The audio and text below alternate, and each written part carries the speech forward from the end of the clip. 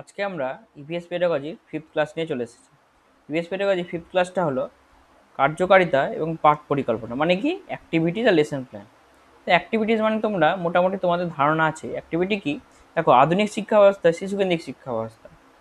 শিশুকেন্দ্রিক মানে এখানে কেন্দ্রে শিশু আছে, মানে শিশুকে নিয়েই শিক্ষা, শিক্ষার জন্য শিশু না, শিশুকে নিয়ে শিক্ষা। তাহলে সেই জন্য এখানে কি হয়, অ্যাক্টিভিটি দিয়ে শিশুকে শেখানো হয়, মানে বিভিন্ন প্রজেক্ট দিয়ে, বা ওকে হাতে কলমে কিছু করতে দিয়ে, বা ওকে গাছ লাগাতে দিয়ে, পরিবেশবিদ্যার ক্ষেত্রে গাছ লাগানো, বা দূষণ ওকে বোঝানোর জন্য কীভাবে দূষণ হচ্ছে তা দেখানো, বা কীভাবে আমরা দূষণটাকে আটকাতে পারি তার সম্বন্ধে কিছু প্রজেক্ট, এইভাবে আমরা শিশুকে শেখাতে পারি। তাহলে এটাই হচ্ছে কার্যকারিতা বা অ্যাক্টিভিটিস। এবার দেখো কার্যকারিতার বৈশিষ্ট্য কী বলেছে। দেখো, শিক্ষার্থীদের আত্মসক্রিয়তাকে এই পদ্ধতিতে কাজে লাগানো হয়, মানে আত্মসক্রিয়তা মানে নিজে কতটা সক্রিয় শিক্ষার্থী সেটাই কাজে লাগানো হচ্ছে এই পদ্ধতিতে। ওই সক্রিয় থাকলে তাহলে ওই অ্যাক্টিভিটিসগুলো করতে পছন্দ করবে। তারপরে কি আছে, শিক্ষার্থী স্বাধীনভাবে কর্ম নির্বাচন করার সুযোগ পায়, মানে শিক্ষার্থীর হাতে দেওয়া হয় যে ওই কেমনভাবে কর্ম সম্পাদন করবে, মানে যে কাজটা ওকে দিয়েছো বা কর্মশিক্ষার কাজটা দিয়েছো, বা ওকে হাতে কিছু বানাতে দিয়েছো, বা কোনো প্রজেক্ট করতে দিয়েছো, ওই কীভাবে এটা করছে, তাহলে ওই স্বাধীন এক্ষেত্রে। এটা কী বলেছে, তারপরে সৃজনমূলক উপাদানমূলক কার্য এই পদ্ধতিতে বিশেষ গুরুত্ব পায়। সৃজনমূলক মানে মানে ওই কীভাবে সৃজন করছে, কীভাবে চিন্তাশীলভাবে ওই জিনিসটাকে তৈরি করছে, ওই জিনিসটাকে করছে। আর উপাদানমূলক, উপাদানমূলক ওই কী কী ওর মধ্যে এলিমেন্টস দিচ্ছে। এবার তারপরে কী বলেছে দেখো, কাজের মধ্যে কৌতূহল ও আগ্রহ দেখা যায়, মানে কি ওই যে কাজটা করছে ওর যখন ভালো লাগবে তখন ওর কৌতূহল বাড়বে, ওর আগ্রহ বাড়বে। তারপরে দেখো কী বলেছে, পারস্পরিক সহযোগিতার ভিত্তিতে কার্য সম্পাদন হয়, মানে দেখো একা অনেক সময় তো কী হয়, গ্রুপের মধ্যে কোনো কর্মশিক্ষার কাজ দেওয়া হয় বা কোনো কিছু প্রজেক্ট দেওয়া হয়, তখনই কী করবে, ওই যখন ওই গ্রুপে সবাই মিলে একসঙ্গে করবে তাহলে কি ওদের মধ্যে একটা কোঅর্ডিনেশন হবে, তাহলে কি পারস্পরিক সহযোগিতা ওদের বাড়বে। এবার দেখো কী বলেছে, কার্যকারিতার মাধ্যমে শিশুদের মধ্যে চিন্তা শক্তি, যুক্তি, বিশ্লেষণী ক্ষমতা প্রভৃতি বৃদ্ধি পায়। মানে মানে কি, ওদের চিন্তা শক্তি বাড়বে, ওদের যুক্তি তর্ক এগুলো বাড়বে, ওদের বিশ্লেষণ ক্ষমতা বাড়বে, তাহলে কী হবে, এগুলো বৃদ্ধি পাবে। তারপরে দেখো কী বলেছে, কার্যকারিতা ভিত্তিক পদ্ধতির সুবিধা। তাহলে কার্যকারিতা ভিত্তিক পদ্ধতির সুবিধাগুলো কী, দেখো প্রথমে বলেছে শিশুর আগ্রহ ও পেশনা বৃদ্ধি পায়, আগ্রহ বাড়ে, পেশনা মানে ওর চিন্তা শক্তি, কতটা প্রবলভাবে চিন্তা করতে পারে, কতটা জিনিসটাকে মনন করতে পারে সেটা ওর বৃদ্ধি পায়। দেখো শ্রমের প্রতি মর্যাদা গড়ে ওঠে, ফলে শিশুদের কাছে যে কোনো কাজের গুরুত্ব স্থান পায়, মানে কি শ্রমের প্রতি মানে কাজ করার প্রতি ওদের কি মর্যাদা হয়, তার মানে কি ওটা সব কাজকে সমান চোখে দেখবে, কোনো কাজকে ছোট কোনো কাজকে বড় মনে করবে না। এর ফলে কিন্তু একটা মানে সমাজের মধ্যেও কিন্তু একটা মানে স্থিতি চলে আসবে, মানে মানে সবাই সমান চোখে, সবাইকে সমান চোখে দেখবে শিশু। তারপরে কি, সকল শিক্ষার্থী একসঙ্গে সহযোগিতার মাধ্যমে কাজ করে বলে সামাজিক গুণের বিকাশ করে। সামাজিক গুণের বিকাশ মানে দেখো মানুষ তো সংঘবদ্ধ জীব, সামাজিক জীব, তাহলে কি নিজেদের মধ্যে কোঅর্ডিনেশন যত তৈরি হবে তত কি মানুষের মধ্যে বিভেদ তত কমবে। শিশুদের যদি ছোটোবেলা থেকেই এই গুণটা চলে আসে তাহলে কি ওদের বিভেদ কমবে, ওরা সামাজিকভাবে আরও ভালোভাবে বেঁচে থাকতে পারবে। তারপরে কি আছে, শ্রেণীকক্ষে একঘেয়েমি এই পদ্ধতি দূর হয়, মানে শ্রেণীকক্ষে যে একঘেয়েমিতা, একইভাবে ক্লাসে বসে থাকা, ব্রেঞ্চের মধ্যে স্যার পড়াচ্ছে তুমি বুঝছো, এটার একঘেয়েমি থেকে বের হয়ে যায় এটার জন্য। তারপরে কি, শিশুর মূর্ত ধারণা থেকে বিমূর্ত ধারণার বিকাশ করে। মূর্ত ধারণা মানে যেটা সামনে দেখছে ওই ধারণা থেকে, বিমূর্ত ধারণা মানে কল্পনা শক্তি কতটা বেড়ে যায়, এগুলো বৃদ্ধি পায়। তারপরে কি দেখো, লার্নিং বাই ডুইং নীতির বিশেষ গুরুত্ব। লার্নিং বাই ডুইং মানে মানে শিখতে শিখতে কাজ করা, মানে যে জিনিস শিখছে সেটার উপর কোনো কাজ করা, সেটা কি এই নীতিটার গুরুত্ব পায় এই কার্যকারিতার মাধ্যমে। দেখো কার্যকারিতা পদ্ধতি যেমন সুবিধা আছে, কিছু তো অসুবিধা থাকবে। প্রধান অসুবিধা কি, সময় সাপেক্ষ, প্রচণ্ড সময় লাগে, সময় লাগার জন্য কি মানে সিলেবাসটা শেষ হয় না ঠিক টাইমে। শিক্ষার্থীর সংখ্যা যদি অধিক হয়ে যায়, মানে প্রচুর শিক্ষার্থী আছে, তাহলে কি এটাতে বিশৃঙ্খলা সৃষ্টি হয়। তারপরে কি, সাধারণ পদ্ধতিতে পাঠদানের চেয়ে এই পদ্ধতিতে পঠন পাঠনের জন্য শিক্ষা প্রদীপন অধিক ব্যবহার হয় বলে যথেষ্ট ব্যয়বহুল হয়। মানে কি দেখো প্রচুর জিনিসপত্র লাগে এটার জন্য, পড়াতে গেলে এভাবে ছাত্রছাত্রীদের প্রোভাইড করতে হয়, তো কি খরচ প্রচুর বেড়ে যায় এটার জন্য।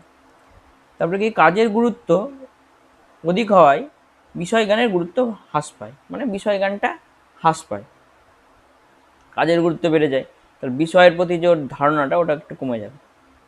তো তারপরে কি বলেছে, পরিবেশ শিক্ষার আন্তর্জাতিক কার্যাবলী মানে আন্তর্জাতিকভাবে কি কি অ্যাক্টিভিটিস পরিবেশ শিক্ষায় করানো হয় শিশুদেরকে। কি বলেছে, প্রকৃতি ও পরিবেশ সম্পর্কে মানুষের সচেতনতা গড়ে তোলার কর্মসূচি। মানে মানুষ মধ্যে সচেতনতা যে গড়ে তুলবে তার জন্য শিশুদেরকে কিছু কর্মসূচি দেওয়া হয়। আর কি, প্রকৃতির প্রতিটি উপাদান যথাযথ সংরক্ষণ করা, যা মানুষ এবং অন্যান্য প্রাণীকে পৃথিবীতে টিকে থাকতে সাহায্য করে। মানে প্রকৃতিতে বিভিন্ন উপাদান যেগুলো আছে সেগুলোর সংরক্ষণ ওরা করে, মানে করার জন্য অ্যাক্টিভিটিস করে, এগুলো ওদেরকে দিয়ে করানো হয় শিশুদেরকে দিয়ে। তারপরে কি বলেছে, পরিবেশের বিভিন্ন সমস্যা এবং ওই সমস্যা সমাধানের উপায় সম্পর্কে মানুষকে অবগত করা। মানে বিভিন্ন সমস্যা ওগুলো দিয়ে মানুষকে আরও জানানো যে কী কী আমাদের পরিবেশ সমস্যা আছে, পরিবেশ সমস্যাগুলো যাতে দূর করতে পারি তার একটা উপায়। তারপর দেখো কী বলেছে, পরিবেশকে দূষণের হাত থেকে রক্ষা করার উপায় সম্পর্কে সাধারণ মানুষকে যথাযথ অবহিত করা এবং পরিবেশ উন্নয়ন সামর্থ্য অর্জন সহায়তা কর্মসূচি। মানে দূষণ যাতে আটকাতে পারে তার যথাযথ সাহায্য ওরা করে, ওদেরকে ওইভাবে অ্যাক্টিভিটিস দেওয়া হয়, ওইভাবে ওদেরকে বিভিন্ন প্রজেক্ট দেওয়া হয় যাতে ওগুলো শিখে ওরা মানুষের মধ্যে ছড়াতে পারে। এটা আন্তর্জাতিক কার্যাবলী। তাহলে তারপরে কি বলেছে দেখো, এবার আমাদের চলে আসলো লেসন প্ল্যান মানে পাঠ পরিকল্পনা। পাঠ পরিকল্পনা কি, দেখো পাঠ পরিকল্পনা হলো একটি ইউনিটের অধীনে উপ ইউনিট শিক্ষাদানের একটি পরিকল্পনা। পাঠ পরিকল্পনা শিক্ষক হলো কেন্দ্রবিন্দু, এটা কিন্তু ইম্পর্টেন্ট লাগে। আর শিক্ষক নির্দিষ্ট সময়ে ইউনিট পড়ান।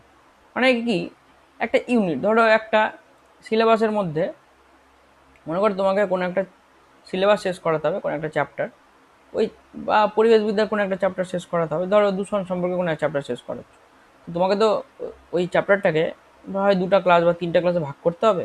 ভাগ করা প্রতিটা ক্লাসে তুমি কী কী পড়াবে তার কর্মসূচিটা, ওটাই হচ্ছে লেসন প্ল্যান। এবার কী বলে দেখো, পাঠ পরিকল্পনার সংজ্ঞা কে কে কী সংজ্ঞা দিয়েছে দেখো, ব্যানিং দুজন দার্শনিক, এরা কি বলেছে, পাঠ পরিকল্পনার মধ্যে উদ্দেশ্যগুলি পুরো সংজ্ঞায়িত করা। মানে উদ্দেশ্যটা কি, আমরা কি পড়াচ্ছি সেটা সংজ্ঞায়িত করা, মানে সেটাকে সঠিকভাবে নির্বাচন করা, বিষয় নির্বাচন করা, তারপর সাজানো, কীভাবে আমি পরপর পড়াবো, আগে পিছিয়ে পড়াতে হবে না, পরপর পড়াতে হবে, তা সাজানো।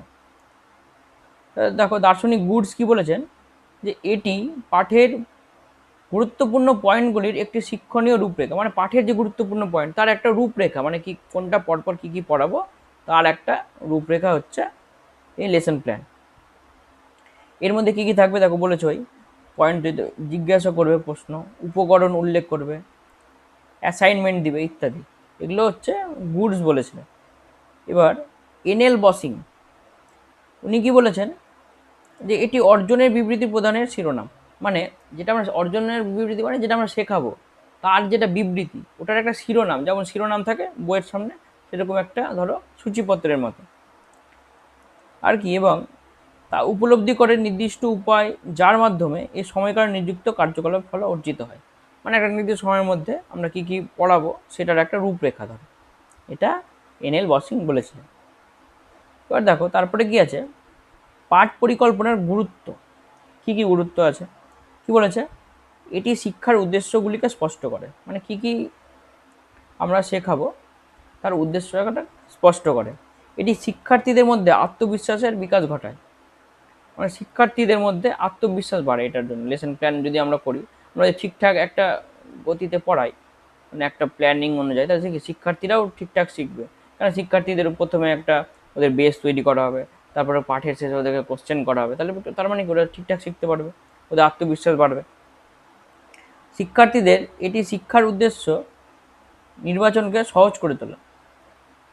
মানে শিক্ষার্থীদের যখন আমি শেখাবো কী পড়াবো, কেমন পড়াবো, ওটা যদি আগে থেকে আমি প্ল্যান না করে যাই তাহলে কি নির্বাচন করতে অসুবিধা হবে, যে কী পড়াবো কেমন করে পড়াবো। ওটা যদি প্ল্যান করা থাকে তাহলে নির্বাচনের সুবিধা হবে। তারপরে কী বলেছে, এটি সময়ের সঠিক ব্যবহার করে জটিল বিষয়কে সহজ করে তোলে। মানে এটা সময় সঠিক ব্যবহার করে আর জটিল বিষয়কে মানে নর্মালাইজ করে, জেনারেলাইজ করে ওটা শেখানো যায়। মানে সহজভাবে আমরা শেখাতে পারি আগে থেকে যদি প্ল্যান করি। আগে থেকে যদি প্ল্যান না করি আমরা তাহলে তো সহজভাবে শেখাতে পারবো না। তারপরে কি বলেছে দেখো, এটি শিক্ষণ সহায়ক উপকরণ নির্বাচন সহজ ও তাদের কার্যকর ব্যবহার করে তোলে। মানে শিক্ষণ সহায়ক উপকরণ যেগুলো আছে আমরা যেগুলো দিয়ে শেখাই, যেমন বই হলো, বই তো নর্মাল জিনিস হলো, বা বিভিন্ন প্রজেক্ট তৈরি করা, বা ছাত্রদের জন্য কিছু তৈরি করে মানে মডেল তৈরি করে তা বোঝানোর জন্য, বা কোনো প্রজেক্টারে কোনো পিপিটি তৈরি করে যদি বোঝাও, সেগুলো কি তুমি সহজে তৈরি করতে পারবে, কারণ তোমার প্ল্যান করা আছে কী কী বানাতে হবে, কী কী শেখাতে হবে, সেই অনুযায়ী তুমি প্ল্যান করে বানাতে পারবে। এটা কি, এটি চিন্তা শক্তি, যুক্তি, সিদ্ধান্ত, কল্পনা শক্তির বিকাশ ঘটায়। এটা চিন্তা শক্তির বিকাশ ঘটায়। তুমি যুক্তি, সিদ্ধান্ত, কী কী সিদ্ধান্ত নিচ্ছ, কীভাবে পড়াবে, এগুলোর কি বিকাশ ঘটায়। এবার দেখো, পাঠ পরিকল্পনায় শিক্ষকের জ্ঞান, শিক্ষকের কী কী জ্ঞান থাকা উচিত মানে দরকার। তাকে বলেছে বিষয় সম্পর্কে তার জ্ঞান থাকতে হবে। যদি পাঠ পরিকল্পনা করতে হয় আমাকে, তাহলে তো বিষয় সম্পর্কে অবশ্যই জ্ঞান থাকতে হবে। যদি বিষয় সম্পর্কে জ্ঞান না থাকে তাহলে তো লেসন প্ল্যান আমরা তৈরি করতেই পারবো না। তারপরে কি, শিক্ষকের উদ্দেশ্য গঠনের জ্ঞান থাকতে হবে। মানে উদ্দেশ্য গঠনের জ্ঞান মানে কি, মানে আমরা ওই পাঠটার মাধ্যমে কী শেখাবো সেটা তৈরি করা, সেটার গঠন কী শেখাবো সেটা গঠনের জ্ঞান থাকতে হবে। তারপরে কি, শিশুর শিখন সম্পর্কিত মনোবৈজ্ঞানিক জ্ঞানের শিক্ষকের থাকতে হবে। মানে শিশুকে যে শেখাবো, যা আমরা বিএড পড়ছি, বিএডে কী পড়ি, শিশুকে কীভাবে শেখাবো তার মনোবৈজ্ঞানিক জ্ঞান পড়ি, সেটাই তার জ্ঞানটা শিক্ষকের থাকতে হবে, তাহলে সে লেসন প্ল্যানটা তৈরি করতে পারবে। শিক্ষকের শিক্ষাদান পদ্ধতির জ্ঞান এবং কৌশল সম্পর্কে দক্ষ জ্ঞান থাকতে হবে। মানে শিক্ষকের শিক্ষাদান পদ্ধতির জ্ঞান, মানে কীভাবে শিক্ষাদান করে, মানে কীভাবে পড়ায়, আর কৌশলটা মানে কী কী ব্যবহার করে, কখন কোন লেসন প্ল্যান ব্যবহার, মানে কখন কোন লেসন প্ল্যান না, মানে কখন কোন অ্যাক্টিভিটিস দিবে বাচ্চাদেরকে, কখন কোন প্রজেক্ট দিবে, কখন কোন পিপিটি দিয়ে বোঝাবে, বা কখন কোন মডেল দিয়ে বোঝাবে, বা কীভাবে বোঝাবে, সেটার একটা কৌশল যেটা আমরা বিএডে শিখি মেনলি পড়ানোর পদ্ধতি, সেটা জানতে হবে, বা ডিএলএডেও শিখি। এবার দেখো, পাঠ পরিকল্পনার প্রক্রিয়া, প্রক্রিয়া কি, কেমনভাবে আমরা পাঠ মানে লেসন প্ল্যানটা তৈরি করব, তার প্রক্রিয়া কি দেখো, লক্ষ্য এবং উদ্দেশ্য সংজ্ঞায়িত করা। কি লক্ষ্য আছে আর কি উদ্দেশ্য আছে তা সংজ্ঞায়িত করতে হবে। মানে কি সংজ্ঞায়িত করা, মানে ওগুলো হচ্ছে তোমাকে বের করতে হবে যে কি আমার লক্ষ্য, কি উদ্দেশ্য। বিষয় নির্বাচন এবং সংগঠন, মানে কি বিষয়টা আমরা পড়াবো, এবং সংগঠন মানে কি পরপর কীভাবে সাজাবো জিনিসটাকে, সেটা তৈরি করতে হবে।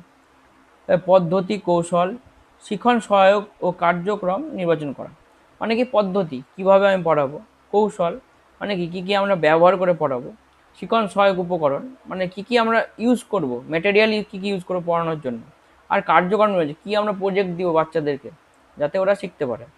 আর কি শিক্ষার্থীদের মূল্যায়ন, মানে শেষে গিয়ে আমরা মূল্যায়ন করব শিক্ষার্থীদের, যেটা আমরা পড়লাম সেটাই বুঝতে পেরেছি কিনা তার মূল্যায়নের জন্য কী কোশ্চেন করতে হবে, বা আরও অনেক বিতর্ক করাতে হবে বা আলোচনা করতে হবে ওদের সঙ্গে। তারপর কি পাঠ পরিকল্পনার বিভাগ, মানে কি কি ভাগ আছে, অনেক ধরনের ভাগ আছে। দেখো, জ্ঞান পাঠ পরিকল্পনা মানে কগনিটিভ কনসেন্ট্রিক, মানে কি কি বলেছে, এটি প্রধানত বিষয়বস্তু সম্পর্কে বাস্তব তথ্য প্রদান করে যা জ্ঞান গঠনে সহায়তা করে। মানে যখন আমরা জ্ঞান বাড়াতে চাই শিক্ষার্থীদের, তার জন্য কি লেসন প্ল্যান তৈরি করতে হবে, জ্ঞান পাঠ সহায়ক মানে কগনিটিভ সেন্ট্রিক। দক্ষতা পাঠ পরিকল্পনা সহায়ক মানে সাইকোমোটর সেন্ট্রিক, মানে কি বলেছে এর লক্ষ্য শিক্ষার্থীদের মধ্যে শোনা ও কথা বলা ইত্যাদি দক্ষতা বিকাশ করা। মানে বিভিন্ন দক্ষতা যেগুলো, যেমন কথা বলা একটা ভালো দক্ষতা, ভালো লিসনার হওয়া একটা দক্ষতা, এই দক্ষতাগুলো বাড়ানো যখন হবে, বা হাতের লেখা শেখানো একটা দক্ষতা কিন্তু, বা কেউ ছবি আঁকছে, ভালো ছবি আঁকার দক্ষতা যদি বাড়াতে চায়, তাহলে কি এই দক্ষতা পাঠ পরিকল্পনা কেন্দ্রিক মানে সাইকোমোটর সেন্ট্রিক আমাদেরকে পাঠ লেসন প্ল্যান তৈরি করতে হবে। এবার কি প্রশংসা পাঠ পরিকল্পনা অ্যাস্থেটিক সেন্ট্রিক, কি বলেছে এই ধরনের পাঠ পরিকল্পনা লক্ষ্য করে শিক্ষার্থীদের মধ্যে মনোভাব, অনুভূতি, মূল্যবোধ ইত্যাদি বিকাশ ঘটানো। মানে মনোভাব বিকাশ ঘটানো, অনুভূতি বিকাশ ঘটানো, মূল্যবোধ বিকাশ ঘটানোর জন্য আমরা যে ধরনের আমরা পাঠ পরিকল্পনা করব সেটা হচ্ছে কি বললাম, প্রশংসা পাঠ পরিকল্পনা বা অ্যাস্থেটিক সেন্ট্রিক। এবার দেখো, এই যে হারবার্টিয়ান পাঠ পরিকল্পনা, বিজ্ঞানী হারবার্টি কিন্তু প্রথম লেসন প্ল্যানের কথা বলেন। তিনি কি বলেছিলেন, তিনি বলেছিলেন 5টা স্তর আছে লেসন প্ল্যানে। কি বলেছে দেখো, প্রথম স্তর বলেছে প্রস্তুতি বা প্রিপারেশন, কীভাবে আমরা লেসন প্ল্যানটাকে মানে ছাত্রদেরকে বোঝাবো, কীভাবে মানে শুরু করবো, কীভাবে ছাত্রদের মধ্যে ঢুকবো পড়াটা নিয়ে, কীভাবে পড়াবো তখন, মানে ওদের সঙ্গে একটু গল্প করবো, ওই বিষয়টা নিয়ে আলোচনা করবো, তা ওদের কাছে জানবো তোমরা এই বিষয় সম্বন্ধে কী কী জানো। তারপর তো আমরা পড়াটাকে আস্তে আস্তে শেখাবো, তারপর কি উপস্থাপন, তারপর আমরা ওদেরকে সামনে পড়াটা উপস্থাপন করবো। তৃতীয় স্তর কি তুলনা, এবার ওই যে জিনিসটা পড়াচ্ছি সেটা আমরা তুলনা করবো বাকিগুলোর সঙ্গে, বা একটা কথোপকথন হবে। এবার কি জেনারেলাইজেশন, তারপরে কি আমরা ওটাকে জেনারেলাইজ করবো, মানে এটা সহজে বুঝতে পারে শিক্ষার্থীরা, তার জন্য ওটাকে সহজভাবে মানে তাদের মধ্যে জেনারেলাইজ করবে, যাতে সকল স্তরের শিক্ষার্থীরা, মানে যারা একটু কম বোঝে বা একটু যারা ভালো বোঝে তাদের সবাই বুঝতে পারে। তারপরে কি প্রয়োগ, অ্যাপ্লিকেশন করবে। অ্যাপ্লিকেশন মানে তারপরে আমরা কি যখন আমরা পড়ানো হয়ে গেল, আর অ্যাপ্লিকেশন মানে মানে অ্যাপ্লিকেশন করবো না, ওই পড়ানোটা একদম ভালো মতো ওদের মধ্যে দিয়ে দেওয়া। তারপর কি, তারপর হচ্ছে ওদের কাছ থেকে ইনপুট নেওয়া, মানে ওরা কেমন শিখেছে সেটা জানা। তাহলে এর কটা স্তর আছে? 5টা। তারপরে দেখো কি বলেছে, মরিসনের ইউনিট পরিকল্পনা, মানে এবারে মরিসনও কিন্তু লেসন প্ল্যানের ব্যাপারে বলেছে। কি বলেছে লেসন প্ল্যান? 5টি ধাপ ও নিয়ে প্রস্তাব করেছিলেন। কি কি? অন্বেষণ, এক্সপ্লোরেশন, এটি শিক্ষার্থীদের পূর্ববর্তী জ্ঞান জানা, মানে শিক্ষার্থীরা তারা এই মানে যে বিষয়টা আমি পড়াচ্ছি সেই বিষয়ে কি কি জানে সেটা জানে। তারপরে কি? উপস্থাপনা, এই বিষয়ে কি বলেছে, বিষয়বস্তু উপস্থাপনের সাথে জড়িত, মানে যেটা আমরা পড়াবো সেটার সঙ্গে জড়িত। অনেকটা কিন্তু আগের হার্বার্টিয়ানের মতনই কিন্তু। তারপরে আত্মীকরণ, অ্যাসিমিলেশন, এর অর্থ কি বলেছে, বিভিন্ন উৎস থেকে জ্ঞান অর্জন করা, মানে আরও যেগুলো উৎস আছে সেগুলো থেকে জ্ঞান অর্জন করা। তারপরে অর্গানাইজেশন বা সংগঠন, এটি শেখার বিকাশের সম্পর্কিত, মানে কীভাবে ওরা শিখবে তার বিকাশটার সঙ্গে সম্পর্কিত। তারপরে কি? আবৃত্তি, মানে রিসাইটেশন, মানে বারবার করে পড়া জিনিসটাকে। এর অর্থ কি? মৌখিক পুনরাবৃত্তি, মানে যেটা বারবার পড়ে না, রিডিং পড়ে পড়ে মুখস্থ করে, সেটার কথা বলেছি। তাহলে আমরা লেসন প্ল্যান আর কার্যকারিতা যেটা অ্যাক্টিভিটি শিখলাম। এবার এই ব্যাপারে কিছু আমরা এমসিকিউ করে নেব। দেখো প্রথমেই কি বলেছে, কে প্রথম শ্রেণীকক্ষে পাঠদানের জ্ঞান পাঠ পরিকল্পনার কথা উল্লেখ করেছেন? কে? হার্বার্ট করেছিলেন। জানেন হার্বার্টই প্রথম করেছেন। পাঠ পরিকল্পনার সুবিধা কি? দেখো সুবিধা কি বলেছে, মনোবিজ্ঞান ভিত্তিক শিক্ষাদান, যথাযথ বিষয়বস্তু উপস্থাপন, উপকরণ তৈরি, উপরে সব কটা। ওটা কি? সবটি তো হবে, কারণ পাঠ পরিকল্পনা করতে গেলে সব করতে হবে। তারপরে কি বলেছে, পাঠ পরিকল্পনার যে স্তরে শিক্ষার্থীদের প্রতি পাঠের প্রতি পেশনা জাগানো হয়, পাঠের প্রতি মানে ওদের ইন্টারেস্ট জাগানো, কোন প্রস্তুতিতেই করবো আমরা, যদি পাঠের প্রতি যদি প্রথমেই না ওদের ইন্টারেস্ট জাগায় তাহলে তো কী হবে, ওরা তো ওদের তো ইন্টারেস্ট থাকবে না পাঠ মানে যেটা পড়াবো সেটার উপর, তাহলে কী হবে? প্রস্তুতি স্তর হবে এটা। তারপরে কি বলেছে দেখো, পাঠ পরিকল্পনার কেন্দ্রবিন্দু হলো, কেন্দ্রবিন্দু পাঠ পরিকল্পনা কিন্তু বলেছিলাম এটা মেন লাইন হচ্ছে শিক্ষক, পাঠ পরিকল্পনার কেন্দ্রবিন্দু হচ্ছে শিক্ষক। তারপরে কি বলেছে দেখো, সঠিক পাঠ পরিকল্পনা কীভাবে শিক্ষককে সাহায্য করে। দেখো বিভিন্ন দিক দিয়ে বিচার, তারপরে পাঠের শিক্ষার উদ্দেশ্য চিহ্নিত করা, শিক্ষাদান আরও উদ্দেশ্যমূলক করা, উপরে সবগুলোই, এটা উপরে সবগুলোই হবে। কীভাবে বিভিন্ন দিক দিয়ে বিচার করতে ওদের সাহায্য করে, শিক্ষার্থী পাঠের শিক্ষার উদ্দেশ্য চিহ্নিত করতে সাহায্য করে, শিক্ষাদানকে আরও উদ্দেশ্যমূলক, মানে কীভাবে আরও ভালো মতো ওদেরকে পড়াবে ওটা সাহায্য করে। আর উপরে তার মানে উপরে সবগুলোই হচ্ছে। তারপরে যে হার্বার্ডের পাঠ পরিকল্পনার কটি স্তর আছে, তারপরে দেখলাম একটু আগে 5টা স্তর আছে। তারপরে দেখো কি বলেছে, কোন দার্শনিক লেসন প্ল্যানকে প্ল্যান অফ অ্যাকশন বলেছে। তো এটা তোমাদেরকে মনে রাখতে হবে, এটা কী হবে, লেস্টার বি স্ট্যান্ডস, ইনি হচ্ছে লেসন প্ল্যানকে প্ল্যান অফ অ্যাকশন বলেছেন। তারপরে দেখো কি বলেছে, সক্রিয় শিক্ষণের দ্বারা শিক্ষার্থী শেখে, কি শেখে? হাতে কলমে শেখে। সক্রিয় শিখন মানে যে কার্যকারিতা যেটা মানে অ্যাক্টিভিটি, ওটাকে সক্রিয় শিখন বলে। শিক্ষকের সহায়তায় শেখে, অন্যান্য শিক্ষার্থীদের সহযোগে শেখে, না পরিবেশে অন্যদের দ্বারা শেখে। থেকে হাতে কলমে শেখে, ওরা তো অ্যাক্টিভিটিস করে, তো হাতে কলমে তো শিখছে। তারপরে কি বলেছে দেখো, সক্রিয় শিখন বা কর্মকেন্দ্রিক শিখনের সম্পূর্ণতা লাভ করে। কি? কর্মকেন্দ্রিক শিক্ষণের উদ্দেশ্য শিক্ষার্থীদের সামনে তুলে ধরার মধ্যে দিয়ে, যে কোনো কর্ম নির্ধারণের মধ্যে দিয়ে, উদ্দেশ্য বিশ্লেষণ করার মধ্যে দিয়ে, কর্ম নির্ধারণের উদ্দেশ্য নির্ণয় ও মূল্যায়নের মধ্যে দিয়ে। তো কর্ম নির্ধারণের উদ্দেশ্য নির্ণয় ও মূল্যায়নের মধ্যে দিয়ে, এটা হবে অ্যান্সার। তবে দেখো কী বলেছে, প্রতিদিন আমরা কিছু দ্রব্যের অংশ বিশেষ মাটিতে ফেলে দিই যা পরিবেশকে দূষিত করে। এই বিষয়টি শিক্ষার্থীদের সামনে শিক্ষক তুলে ধরবেন কীভাবে। দেখো এটাতে অ্যাক্টিভিটিজের মাধ্যমে তুলে ধরবে, নর্মালি তো এটা তুলে ধরা যাবে না। তাহলে এই যে উপকরণ হিসাবে সকল দ্রব্যের কিছু অংশ শিক্ষার্থীদের সামনে তুলে ধরা হবে, শিক্ষক ব্যাখ্যা করবেন হবে, শিক্ষক কর্মকেন্দ্রিক শিক্ষাদান দ্বারা হবে। তাহলে কী হবে, কর্মকেন্দ্রিক শিক্ষাদান দ্বারা ওই কি নোংরা উঠিয়ে ওর হাতে দিয়ে দেবে, এটা তো হবে না। তো কর্মকেন্দ্রিক শিক্ষাদান দ্বারা এটা হবে, ওকে অ্যাক্টিভিটিস দিবে বা কোনো প্রজেক্ট দিবে, তার ফলে ওই জানতে পারবে যে এগুলো করা উচিত না, এগুলো ফেলা উচিত না।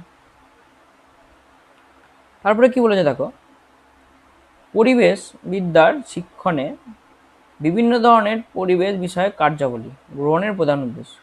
কী বলেছে, বিষয়টির উৎস সম্পর্কে অবহিত হওয়া, বিষয়টি কীভাবে ব্যবহৃত হচ্ছে তা সম্পর্কে জানা, বিষয়টি অপব্যবহার হচ্ছে কিনা তা বিচার করা। বলেছে কি, পরিবেশ শিক্ষাদান বিদ্যা শিক্ষণে বিভিন্ন ধরনের কার্যাবলী কেন দেয়। তো কী হবে এটা, বিষয়টি উৎস সম্পর্কে অবহিত হওয়ার জন্য, নাকি বিষয়টি কীভাবে ব্যবহৃত হচ্ছে তার জন্য অবহিত হওয়ার জন্য, না অপব্যবহার হচ্ছে কিনা। দেখো, অপব্যবহার হচ্ছে কিনা তা বিচার করা, এটা তো হবে না, এটা কী হবে, বি হবে, বিষয়টি কীভাবে ব্যবহৃত হচ্ছে তার সম্পর্কে জানা। ঠিক আছে। কী বলেছে, পরিবেশ বিষয়ে সক্রিয়তা ভিত্তিক পাঠদানের উদ্দেশ্য হলো কী হবে, পরিবেশ সম্পর্কে সচেতন করা, পরিবেশ কীভাবে দূষিত হচ্ছে তা হাতে কলমে পাঠদান করা, শিক্ষার্থীদের পাঠের সঙ্গে জড়িয়ে দেওয়া, উপরে সব করে সক্রিয়তা ভিত্তিক পাঠদান। ঠিক আছে, উপর দেখো কী বলেছে, পরিবেশ সম্পর্কে সচেতন করা, পরিবেশ কীভাবে দূষিত হচ্ছে তা দেখো হাতে কলমে, সক্রিয়তা ভিত্তিক কী হাতে কলমে পাঠদান হবে, তাহলে আনসার হচ্ছে বি। তাহলে দেখো, আজকের ক্লাস এইটুকুই, তোমরা আমাদের চ্যানেলটা সাবস্ক্রাইব করে নিও, আরও এরকম কিন্তু ভিডিও অনেক আসছে। এরপরে আমরা আপার প্রাইমারি টেটের যে বিভিন্ন সাবজেক্টের জন্য কিন্তু আমরা ক্লাস শুরু করব, তো তোমরা আমাদের সঙ্গে জুড়ে থেকো। Thank you.